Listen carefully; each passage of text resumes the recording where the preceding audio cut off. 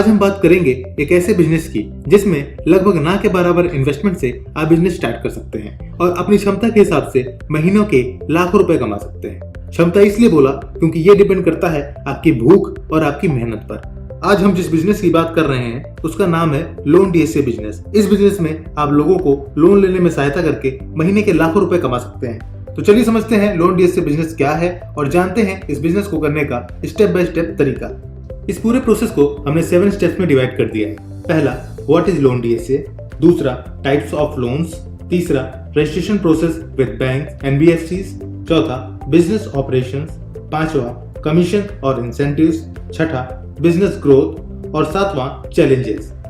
तो आइए सबसे पहले बात करते हैं स्टेप 1 की और समझते हैं कि ये लोन डीएसए क्या है। डीएसए का फुल फॉर्म होता है डायरेक्ट सेलिंग एजेंट। डीएसए का काम होता है बैंक या एनबीएफसी के लिए पोटेंशियल कस्टमर्स को खोजना जो कि लोन लेना चाहते हैं। डीएसए इन लीड्स को बैंक को ट्रांसफर करता है ताकि लोन की कार्रवाई स्टार्ट हो सके और कस्टमर का लोन सक्सेसफुल होने पर बैंक डीएसए को पे आउट या कमीशन प्रोवाइड करता है। पर बैंक की भी कुछ एक्सपेक्टेशंस हैं डीएसए से। जैसे पहला, डीएसए कंप्लीटेड एप्लीकेशन फॉर्म और पूरे डॉक्यूमेंट्स की फाइल बना के बैंक को सबमिट कर दे। और दूसरा, डीएसए कस्टमर्स के पेपर्स और डॉक्यूमेंट्स की एक प्राइमरी चेक कर ले कि डॉक्यूमेंट जेन्युइन है कि नहीं।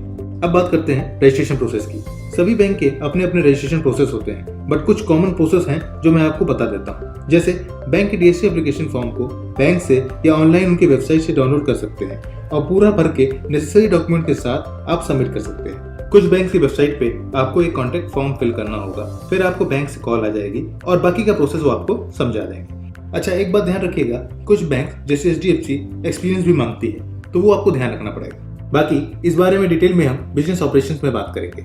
आपके कंप्लीटेड एप्लीकेशन फॉर्म के सबमिट होने के बाद बैंक आपका बैकग्राउंड चेक करवाती है कि कोई फ्रॉड या क्रिमिनल रिकॉर्ड्स तो नहीं है। इसके साथ साथ आपके ऑफिस और घर का एड्रेस वेरिफिकेशन भी करवाती है। अगर सब कुछ सही रहता है तो बैंक आपसे डीएसए रजिस्ट्रेशन एग्रीमेंट साइन करवाती है और आपको एक डीएसए कोड अलॉट हो जाता है और आप एलिजिबल हो जाते हैं लोन प्रोसेस करने के लिए। अब आते हैं टाइप्स ऑफ लोन पे। जनरली 2 टाइप्स के लोन होते हैं, सिक्योर्ड लोन जैसे होम लोन, कार लोन या लोन अगेंस्ट प्रॉपर्टी, और अनसिक्योर्ड लोन जैसे पर्सनल लोन या कुछ टाइप के बिजनेस लोन। आपको DSA code home loan, car loan, personal loan, loan against property और बिजनेस लोन के लिए मिल सकता है। पर मेरा सजेशन रहेगा कि आप केवल 2 कैटेगरी से स्टार्ट करिए। एक प्राइमरी प्रोडक्ट ले लीजिए जैसे होम लोन, कार लोन या बिजनेस लोन, और उसमें भी मेरा सजेशन ये रहेगा कि आप होम लोन या कार लोन से स्टार्ट करिए क्योंकि बिजनेस लोन में ड्यू डिलिजेंस यानी फॉर्मेलिटी ज्यादा होती है इन दोनों के कंपैरिजन में। अब इसके अलावा एक सेकेंडरी प्रोडक्ट ले लीजिए जैसे पर्सनल लोन या लोन अगेंस्ट प्रॉपर्टी। एक चीज आपको और हेल्प करेगी डिसाइड करने में और वो है इंसेंटिव या कमीशन किसमें ज्यादा मिलता है, और इस पॉइंट को हम आगे डिटेल में डिस्कस करेंगे। अब आते हैं बिजनेस ऑपरेशंस पे।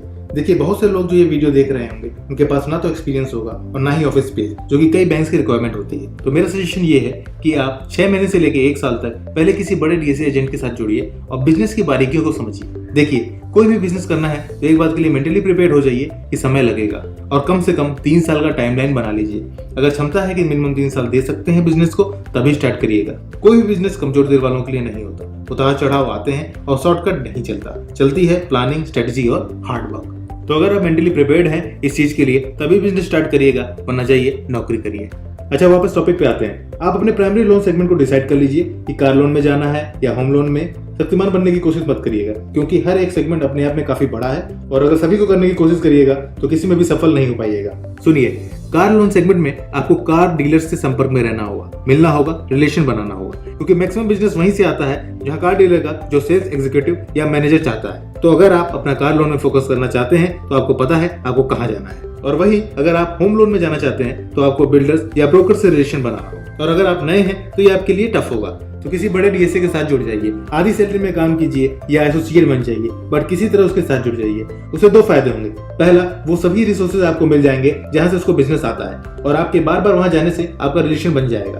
और दूसरा, इस दौरान कई बैंक ऑफिशियल से आपका इंटरेक्शन होगा जो आगे चल के जब आप अपना खुद का कोड ले रहे होंगे तो उसमें सहायता करेगा। ध्यान रहे, बिजनेस में पैसे से ज्यादा इंपॉर्टेंट आदमी होते हैं क्योंकि अगर आपको सही आदमियों का सपोर्ट मिल जाए तो पैसे तो अपने आप आएंगे।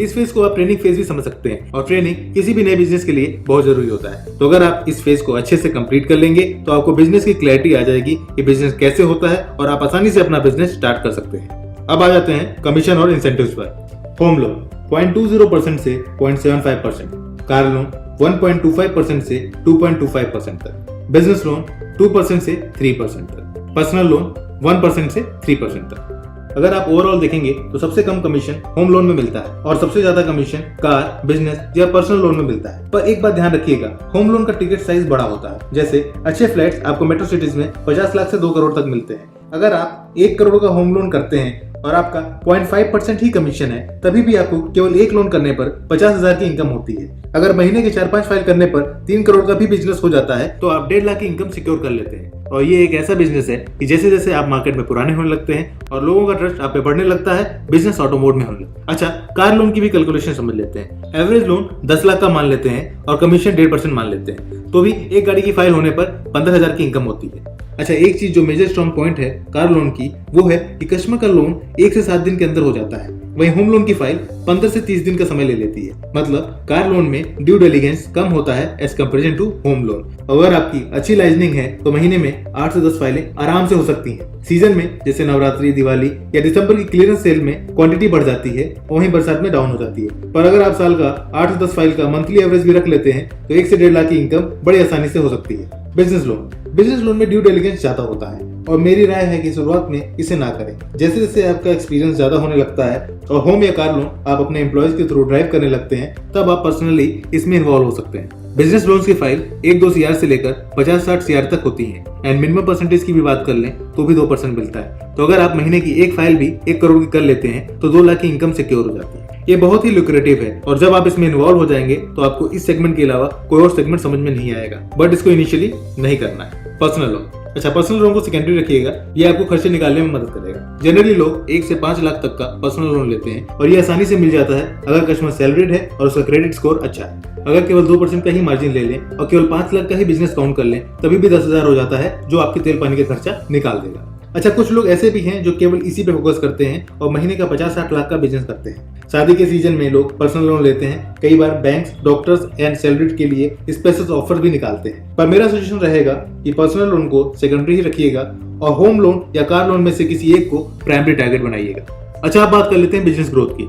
आपने बिजनेस स्टार्ट कर दिया है एंड इनकम भी आ रही है, पर सेटिस्फेक्शन नहीं होना चाहिए क्योंकि अब समय है इसे ग्रो करने का। आपके डीएसए बिजनेस को ग्रो करने के लिए हम कुछ ऑप्शंस पे काम कर सकते हैं। पहला, सोर्सिंग एंड लाइजनिंग। दूसरा, advertising. Sourcing and liaisoning, new business lead generation के लिए आपको डेली सोर्सिंग करना होगा। अगर आप होम लोन में हैं तो आपको डेली किसी न किसी रियल एस्टेट एजेंट या बिल्डर के पास जाना होगा। अगर आप कार लोन में हैं तो आपको डेली किसी न किसी कार डीलर से मिलना होगा और आप एक फाइल की डिमांड रखेंगे और अपने आप को साबित करेंगे कि आपसे अच्छी सर्विस कोई नहीं दे सकता। दूसरा ऑप्शन है एडवर्टाइजिंग का। एडवर्टाइजिंग के लिए आप social media ads, classified newspaper ads, Google AdWords, Google My Business, pamphlets and banners की हेल्प ले सकते हैं। मैंने एक detail video 10 low cost marketing ideas के बारे में बनाया है, जिसका लिंक मैंने नीचे डिस्क्रिप्शन बॉक्स में दे दिया है। अच्छा, अब बात कर लेते हैं चैलेंजेस की। बिजनेस है तो चैलेंजेस तो होंगे ही, लेकिन अगर आपको पहले से पता होगा तो आप मेंटली प्रिपेयर्ड रहेंगे इनसे लड़ने के लिए और जीतने के लिए। पहला चैलेंज है कंपटीशन का। इस बिजनेस में बहुत कंपटीशन है और कंपटीशन से लड़ने का सबसे बेहतर तरीका है अपने आप को बेहतर बनाना। सबसे अच्छी सर्विस, सबसे अच्छी बात करने का तरीका एंड बेहतरीन फॉलोअप एंड कम्युनिकेशन स्किल्स। अपने कस्टमर को कंटिन्यूअस लूप में रखिए। फाइल का क्या स्टेटस है तो उसको मैसेज व्हाट्सएप से कम्युनिकेट करते रहिए। ऐसा ना हो कि कस्टमर का बार बार फोन आ रहा है और आप फोन ना उठाएं क्योंकि आपके पास ही अपडेट ना हो। तो एक कदम आगे रहिए, कंपटीशन अपने आप दम तोड़ देगा। दूसरा चैलेंज है रिजेक्शन रेशियो।